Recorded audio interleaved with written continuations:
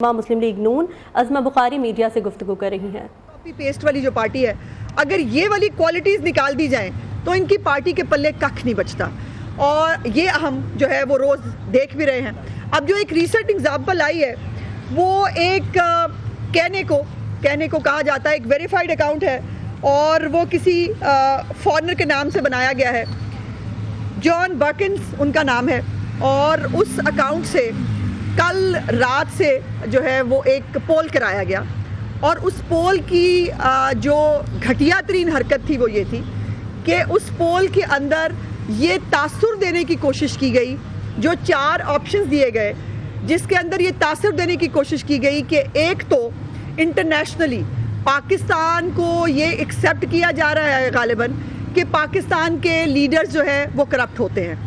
ये बात इमरान खान पे सादिक आती है, कोई शक नहीं इसके अंदर, क्योंकि इमरान खान जैसा करप्ट आदमी जो इस वक्त ज़कात और खैरात खाने से लेकर जाली निकाह नामों से लेकर और बहुत सारी चीज़ें हैं जिसके ऊपर मैं शायद बात नहीं करना चाहती, लेकिन उससे लेकर आज वो इन तमाम जराइम का ना सिर्फ मुल्ज़िम है बल्कि उसके ख़िलाफ़ सबूत भी सामने आ गए हैं। वो 190 मिलियन पाउंड का केस हो, वो अल-कादिर ट्रस्ट की बात हो, वो जाली अकाउंट्स हो, वो फॉरेन फंडिंग हो, ये तमाम चीज़ें साबित करती हैं कि ये शख्स जो है ये एक करप्ट आदमी है, ये एक गंदे किरदार का आदमी है।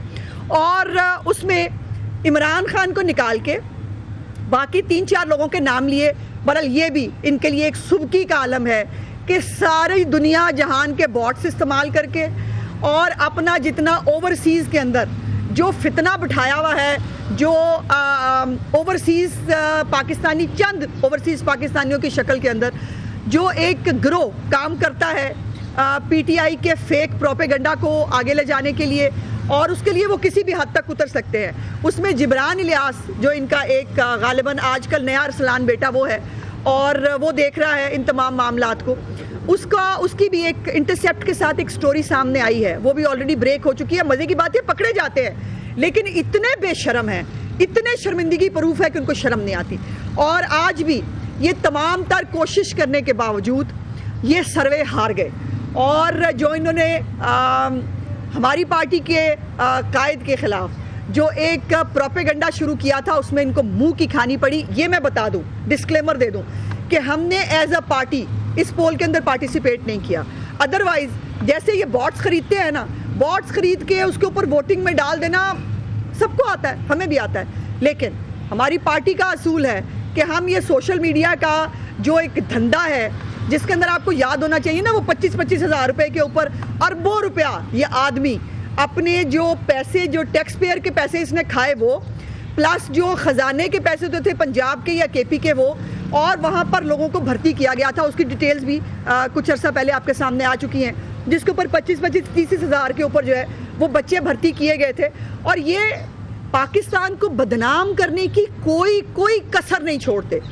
वो आप लसबेला का आपको एक वाक़या याद होगा, जिस वाक़े के अंदर एयर क्रैश हुआ था और कोर कमांडर कोयटा जो है वो उसमें शहीद हुए थे, उसके ऊपर भी इन्होंने जो एक वतन से दुश्मनी है, जो एक फ़ौज के इदारे से दुश्मनी है इनकी, उसको उन्होंने पूरी तरह साबित किया। और मज़े की बात है कि मुकर जाते हैं, फिर मुकर जाते हैं, नहीं हमारा तो कोई लेना देना नहीं। ऐसे ही जैसे 9 मई से इनका लेना देना नहीं है, ऐसे ही जैसे हसन न्याजी जो है वो नवाज शरीफ साहब का भांजा था और वो नवाज शरीफ साहब के कहने पर 9 मई को जो है वो वर्दियाँ लहरा रहा था, और ऐसे ही जो है वो जितनी मीर जाफ़र, मीर सादिक, जानवर, न्यूट्रल, और इनसे हिसाब लेंगे, इनको हम चौकीदार का ये कर देंगे, ये तमाम एक नैरेटिव बिल्ड करते हैं। उसके ऊपर बाकायदा तौर पर सोशल मीडिया के ज़रिए उसके अंदर फ्यूल डाला जाता है, और फ्यूल डालकर इदारों की तज़हीक की जाती है, शख्सियात की तज़हीक की जाती है। लेकिन अल्लाह ताला ऊपर बैठा है जो इज़्ज़तों का और ज़िल्लत का मालिक है। आज जिसके ऊपर तमाम तर सियासी इंतकाम मियाँ नवाज शरीफ के ऊपर, उनकी फैमिली के ऊपर, मरीम नवाज, शहबाज शरीफ साहब के ऊपर, हमजा साहब के ऊपर, पूरी मुस्लिम लीग नून के ऊपर, पीपल्स पार्टी के ऊपर, इसने एड़ी चोटी का जोर लगाया, क्या गद्दारी के चूरन से लेकर, क्या बगावत के मुकदमों से लेकर, क्या जो है वो करप्शन के इल्ज़ामात से लेकर, आज अल्लाह पाक ने ये साबित किया कि वो तो सुरखरू हो गए और ये आज जेल की जो है वो चक्की में बैठा है। वो अलग बात है कि इसको चक्की उस तरह की नहीं मिली, इसको अभी भी देसी घी मिलते हैं, जेल के अंदर इसको मटन खाने को मिलते हैं, लेकिन आज ये किन किन चीज़ों का जवाब देगा। आज जो इस्लामाबाद हाई कोर्ट में और इस्लामाबाद की अदालतों में जो केस इसके ख़िलाफ़ चल रहे हैं और उसके अंदर जो जो गवाहियाँ आ रही हैं, मैं तो उसके ऊपर एज ए खातून बात नहीं कर सकती, लेकिन एक लम्हा फ़िक्रिया है कि ये हम तो नहीं कह रहे, अब ये घर की बात घर से बाहर आ रही है और किन अल्फाज में आ रही है, इससे इसको अल्लाह पाक का इंतकाम समझना चाहिए, लेकिन ये शख्स शायद ना समझ सके। अब ये जो अकाउंट है ये इसकी अगर आप टाइमलाइन देखें तो 2017 से ये अकाउंट जो है ये इमरान खान को सपोर्ट कर रहा है और इसके साथ जो वेरीफाइड अकाउंट्स एसोसिएटेड हैं वो तमाम इमरान खान की जो तरीके फसाद है उसके ओवरसीज़ चैप्टर के हैं, उसके ओवरसीज़ चैप्टर के जो लोग हैं वो इसके साथ एसोसिएटेड है और ये बहुत दफ़ा इनके फेक अकाउंट्स और इनकी जो लोग इसके पीछे हैं वो एक्सपोज किए जा चुके हैं, जिसकी एग्जांपल्स मैं दे चुकी हूँ। और कई अकाउंट्स जिसमें कभी ये फेक रिटायर्ड आर्मी के लोगों के फेक अकाउंट बना लेते हैं, कभी ये गवर्नमेंट ऑफिशियल्स के बना लेते हैं, कभी ह्यूमन राइट्स ऑर्गेनाइजेशंस के फेक अकाउंट बनाते हैं और उसके ज़रिए एक नैरेटिव जो है वो फैलाने की कोशिश करते हैं। लेकिन पाकिस्तान की कौम और ख़ास तौर पर इंटरनेशनली ये आदमी बुरी तरह एक्सपोज हो चुका है। अब वो साकिब निसार का दौर नहीं है जब इसको जाली सदाकत और अमानत का जो है वो टैग मिला था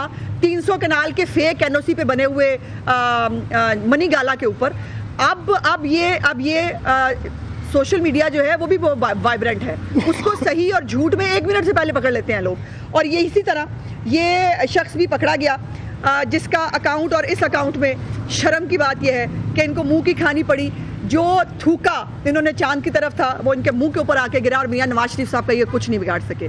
दूसरी बात जो इंपॉर्टेंट आपको इस वाले से करनी है, अभी मैंने थोड़ी देर पहले देखा एतजाज अहसन साहब हमारे मुल्क के मशहूर और एक सीनियर कानूनदान हैं। इंसान को वो औरत के नाम पे है कि कल मर्द उनका मोहताज हो, वो उसकी मोहताज ना हो।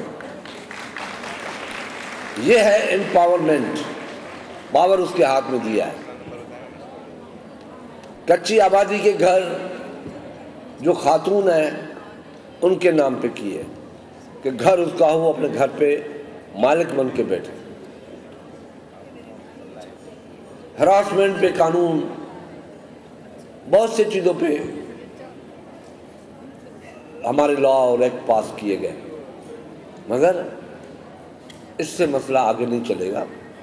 आगे तब चलेगा जब आप खुद एम्पावरमेंट के नज़दीक जाएंगे, खुद काम करेंगे। मैं आपकी बात नहीं कर रहा जो यहाँ बैठे हैं, मैं ख्वातीन के, पाकिस्तान के ख्वातीन की बात कर रहा हूँ। आपको खुद आगे आना पड़ेगा। आप, हमारी की आपके पास है, हम आपके कहने से हिल नहीं सकते। एम्पावरमेंट आपका घर में भी है तो बाहर भी होना चाहिए। तो मेरी गुजारिश ये है कि हमें पाकिस्तान की आधी पॉपुलेशन जिसका सिर्फ 2% एम्पावरमेंट में होगा, 48% नहीं है। हमें 48% पॉपुलेशन जो है उसको एम्पावरमेंट करना है। वो तब होगा जब आप खुद आगे बढ़ेंगे। हम आपको आगे रास्ता नहीं देंगे, ये मेरी बात सुन लें। अगर आप ये समझेंगे कि हम आपको रास्ता देंगे, कभी नहीं देंगे, रुकावट बनेंगे। ये आज की मीटिंग बहुत से लोगों को अच्छी नहीं लगी होगी कि ख्वातीन को जो 50% पावर रखती हैं इस मुल्क में, मुल्क की सियासत को तब्दील करने में, मुल्क की हुक्मरानी को तब्दील करने में, मुल्क के आइन में पार्टिसिपेट करने की, मुल्क के कानून को बनाने में आधी पॉपुलेशन का जो रेशो है वो अगर एम्पावरमेंट में चली गई तो हमारा क्या होगा। और मुझे सच्ची बात ही है, आई एम सॉरी शादिया, कि ये भी मुझे अच्छा नहीं लगता कि ख्वातीन की सिलेक्शन हो, ख्वातीन इलेक्शन में आए। आप सिर्फ ये ऐलान कर दें ना तो हमारा तो सर गया कि हम ख्वातीन अपनी ख्वातीन को वोट देंगी, तो हम तो गए, रिजल्ट उस दिन आ गया। मगर आप लोग पता नहीं क्यों, अंदर तो हम आपके कब्जे में, बाहर आप हमारे कब्जे में। बाहर हम बैठ के फैसला करते हैं कि फलाने कैंडिडेट को जो है वो वोट देना है, तो औरत के पास जाना नहीं पड़ता, उसको शोहर जाए कहता है, भाई कहता है, बाप कहता है, बेटा वोट फलाने को देना है। हाजुर बाबा, आपको अपना फैसला करना चाहिए कि आया जो मेरा पार्लियामेंटेरियन है जिसको मैं वोट दूंगी वो कैसा है, उसने अपने दौर में क्या किया है।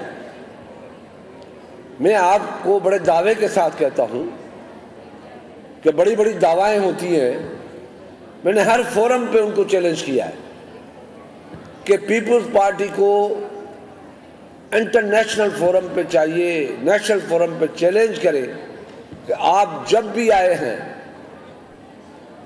जो स्लोगन दिया है उसको आपने पूरा किया है या नहीं किया है, और बाकी पार्टियों ने क्या किया है। मैं तनकीद नहीं करना चाहता, मगर अपनी बात, अपनी तारीफ जरूर करनी चाहिए। भुट्टो साहब आया, आज तक आप जिए भुट्टो कह रहे हैं, इतना कुछ तो किया होगा ना उस वक्त कि आज भी हम जिए भुट्टो कह रहे हैं, कुछ तो किया होगा। और बेनजीर साहबा का नाम हम आज भी याद करते हैं और रो पड़ते हैं, कुछ तो किया होगा ना उसने। जेलें देखी, कोड़े खाए, कुछ तो किया होगा ना, तब हम फांसियों पर चढ़े। ये मजाक नहीं है कि एक औरत की ताकत को आप देखें, आप समझने की कोशिश करें, जाएं गांव में, लोगों को, अपनी बहनों को बताएं। हम नाराज नहीं होंगे कि औरत की ताकत देखें कितनी बड़ी है। खुर्शीद शाह को अभी कहा जाए कि बाहर मत निकलो, सुसाइडर खड़ा है, मैं इस पीछे दरवाजे से छुप के घर जाऊंगा और 3 दिन नहीं निकलूंगा। मगर उस औरत को कहते हैं कि तुम पाकिस्तान नहीं जाओ, तुझे मारा जाएगा। और जबकि उसने देखा कि 18 अक्टूबर को उस पर हमला हुआ, 150 बच्चे शहीद हुए, उसके बाद भी फिर आती है। सर्वे का रिजल्ट जो है शाम 7 बजे के बाद आना शुरू हो जाएगा, फिर आप भी यही हैं और मैं भी यही हूँ, पता लग जाएगा। मैं तो कह रही हूँ ये सोशल मीडिया पे वज़ीर आज़म होते हैं, ये सोशल मीडिया के वज़ीर आज़म रहेंगे, लेकिन पाकिस्तान के वज़ीर आज़म दोबारा नहीं बन पाएंगे। ये बताइएगा कि जिस तरह से आपने कहा, हाँ नहीं, मैंने ऐसा नहीं कहा, मैंने कहा इनकी पार्टी तितर बितर हुई है, उम्मीदवार कहाँ है, मैंने ये कहा। हाँ, मैंने चेयरमैन के बारे में कहा, बिल्कुल चेयरमैन के बारे में कहा, क्योंकि मैं वकील हूँ और मैं समझती हूँ, मुझे पता है कि साइफर के अंदर जो और ख़ुद उनकी बहन भी बता चुकी हैं कि साइफर की सज़ा जो है ना वो अल्टीमेटली या उम्र कैद है या सज़ाए मौत है। और अभी यहाँ वक्त हुआ एक ब्रेक का, हमारे साथ